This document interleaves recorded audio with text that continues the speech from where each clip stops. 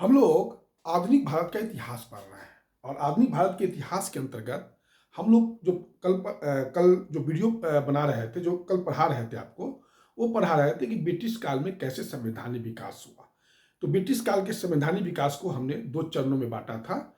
एक था British company के अंतर्गत जो संवैधानिक विकास हुआ था 1773 से लेकर 1853 तक, और एक था ब्रिटिश क्राउन के अंतर्गत जो 1858 से लेकर 1935 या 1947 तक का जो संवैधानिक विकास है वो मैंने कहा था। तो मैं सबसे पहले ब्रिटिश कंपनी के अंतर्गत संवैधानिक विकास आपको पढ़ा रहा था। उसी संदर्भ में सबसे पहले चर्चा मैंने 1773 का रेगुलेटिंग एक्ट का चर्चा किया था।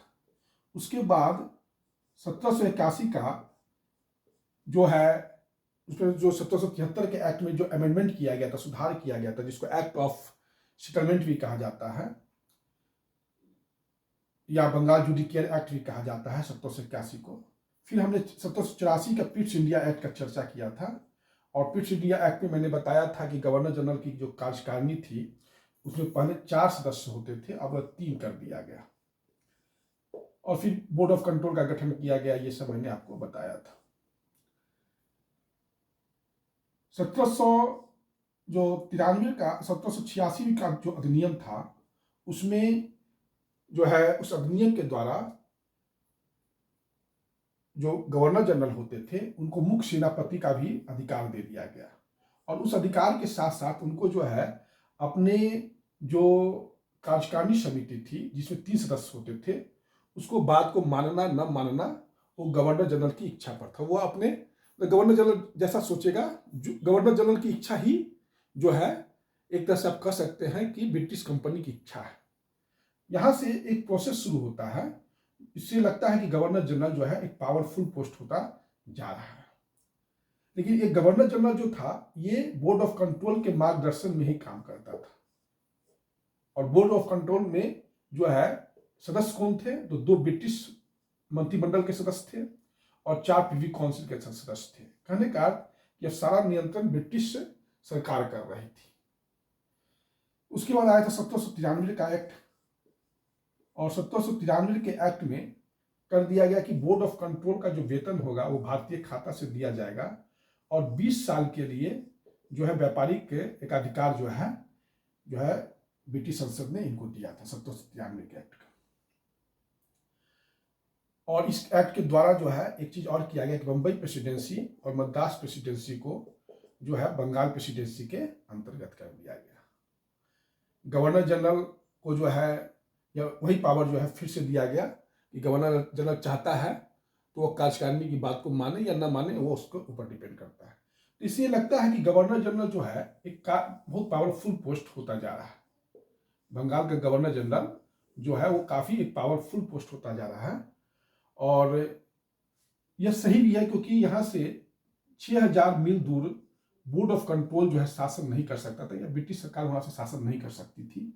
तो यहाँ पर एक ऐसे व्यक्ति का नियुक्ति करना जरूरी था जो भारत का दिन प्रतिदिन का प्रशासन जो है 100 अधिकार से देख सके।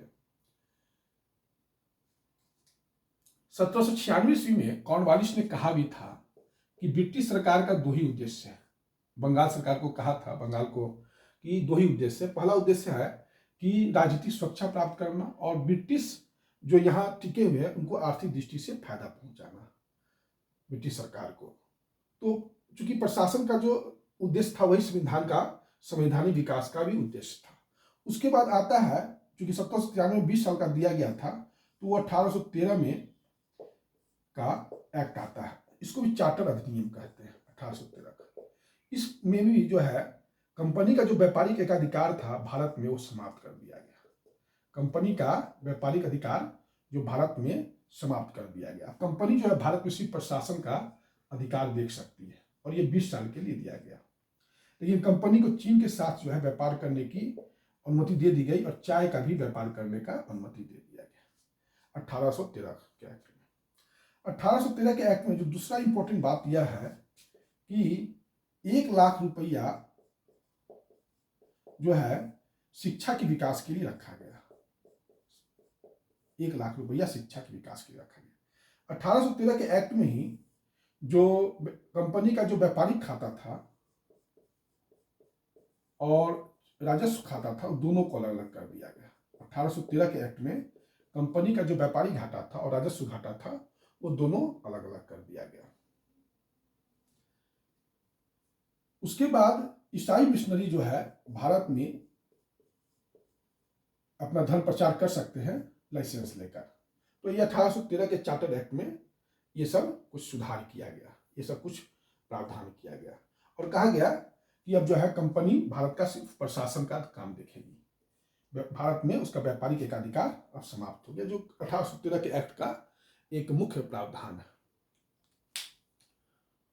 उसके बाद आता है आपका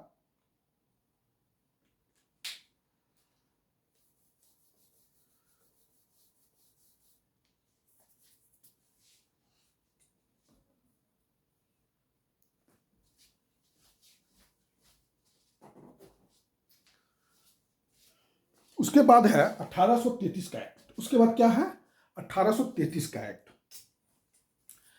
चूंकि 1813 में जो है 20 साल का जो एक्सटेंशन मिला था वो 1833 का एक्ट है। अब हम लोग 1833 के एक्ट के बारे में चर्चा करेंगे। अब हम लोग क्या चर्चा करेंगे 1833 के एक्ट के बारे में।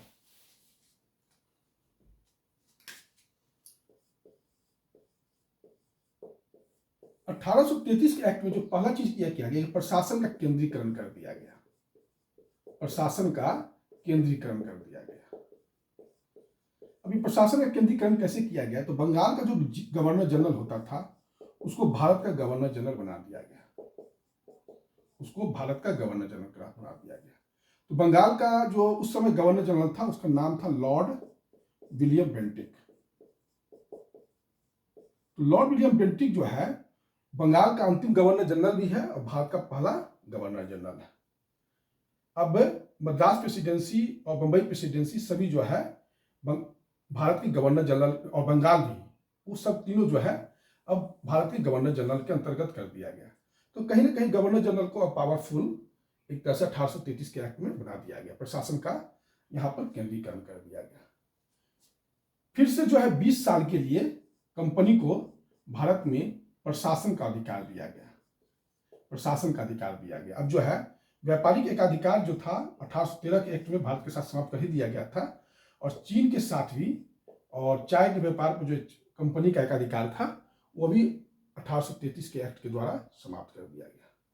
गवर्नर जनरल की कार्यकारिणी काउंसिल में 3 सदस्य होते थे।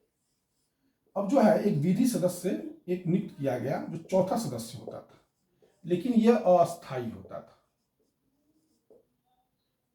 और लॉर्ड मैकाले की अध्यक्षता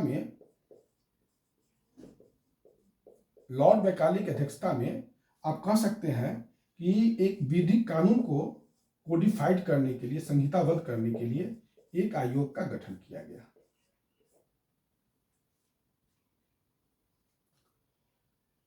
इसमें पहली बार 1833 के एक्ट में एक प्रतियोगी परीक्षा का प्रावधान किया गया। सरकारी सेवाओं में अब जो है चयन होगा तो किसी प्रकार का भेदभाव नहीं किया जाएगा, न धर्म के आधार पर, न जाति के आधार पर, न लिंग के आधार पर। ये धारा 87 जो 1833 का धारा 87 है उसमें यह प्रावधान था। अब भारत में यूरोपियों को बसने का प्रवेश दे दिया गया। तो यह है 1833 के एक्ट के जो है कुछ मुख्य प्रावधान। हाँ, सबसे इंपॉर्टेंट है दास्ता का अंत कर दिया गया। भारत में जो गुलामी की प्रथा थी दास्ता, उसको जो 1833 के अधिनियम के द्वारा समाप्त कर दिया गया। तो यह जो है आप 1833 के अधिनियम का मुख्य प्रावधान है।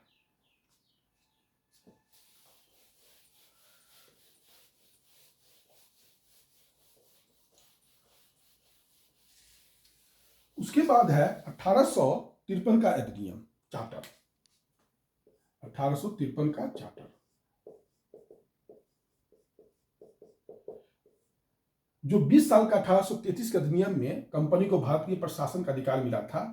अब उसमें लिखा गया 1853 के चार्टर में कि नहीं, अब कभी भी जो है ब्रिटिश संसद चाहे ब्रिटिश क्राउन जो है कभी भी जो है कंपनी से प्रशासन का भी अधिकार छीन सकती है। 1813 के एक्ट में भारत से व्यापारिक एकाधिकार समाप्त कर दिया गया। 1853 में जो प्रशासन का अधिकार मिला था ब्रिटिश कंपनी को भारत में 1813 के एक्ट में, जो 1833 में भी रखा गया, वो 1853 में कहा गया कि कभी भी ब्रिटिश सरकार कंपनी से प्रशासन का भी अधिकार छीन सकती है। इसमें टाइम नहीं दिया गया, कभी भी। ठीक। उसके बाद कोर्ट ऑफ डायरेक्टर्स से जो सिविल सर्वेंट की नियुक्ति का अधिकार था वो छीन लिया गया। कोर्ट ऑफ डायरेक्टर्स जो अपने अधिकारी का नियुक्ति करते थे, सिविल सर्वेंट का नियुक्ति करते थे, वो अधिकार छीन लिया गया। क्योंकि यह सबसे यही कारण था कि कोर्ट ऑफ डायरेक्टर्स को यह अधिकार था कि काफ़ी मतलब यहाँ एक तरह से कह सकते हैं कोर्ट ऑफ डायरेक्टर्स का भारत पर प्रशासन पर अधिकार था। तो अब जो सिविल सेवा के थ्रू जो प्रशासन पर अधिकार रखते थे कोर्ट ऑफ डायरेक्टर्स, अब कह दिया गया कि नहीं, ये प्रतियोगी परीक्षा के द्वारा हो जाएगा, प्रतियोगी परीक्षा के द्वारा होगा और इसमें किसी प्रकार का भेदभाव नहीं किया जाएगा। कंपनी के जो डायरेक्टर्स थे वो 24 थे पहले, उसको 18 कर दिया गया। अब कंपनी के डायरेक्टर्स की संख्या कितनी कर दिया गया? 18, जो 24 था। 1773 के अधिनियम में 24 था, उसको 1853 में जो है 18 कर दिया गया सदस्यों की संख्या। जो विधि आयोग में जो 3 सदस्य थे, चौथा जो है 1833 के एक्ट में विधि सदस्य की नियुक्ति किया गया था, और वो विधि सदस्य कैसा था? अस्थायी था, उसको जो है यहाँ पर स्थायी कर दिया गया, विधि सदस्य को अस्थायी कर दिया गया। और मैंने आपको बताया ही था कि लॉर्ड मैकाले को जो है विधि आयोग या विधि आयोग का एक विधि आयोग की स्थापना लॉर्ड मैकाले की अध्यक्षता में हुआ था। इसमें जो है 1853 के अधिनियम का सबसे इंपॉर्टेंट बात है कि एक विधान परिषद का गठन किया गया। पहली बार विधान परिषद का गठन 1853 के एक्ट में भी हुआ, और इसमें 12 सदस्य होते थे। इसमें कितने सदस्य होते थे? तो 12 सदस्य होते थे। तो यही 1853 का चार्टर अधिनियम। इसको आप लोग थोड़ा सा ध्यान से रखिएगा, परीक्षाओं में ये सब काफी इंपॉर्टेंट है और प्रश्न यहीं से आते हैं। तो अब जो है ब्रिटिश कंपनी के अंतर्गत जो संवैधानिक विकास था वह समाप्त हो गया, और जो है अब 1857 का विद्रोह होगा, और फिर ब्रिटिश क्राउन भारत का प्रशासन अपने हाथ में ले लेगी, और फिर 1858 का अधिनियम आएगा। तो अब यह 1858 का अधिनियम हम आपको नेक्स्ट वीडियो में बताएंगे। इसी के साथ ये वीडियो समाप्त हो रहा है। धन्यवाद।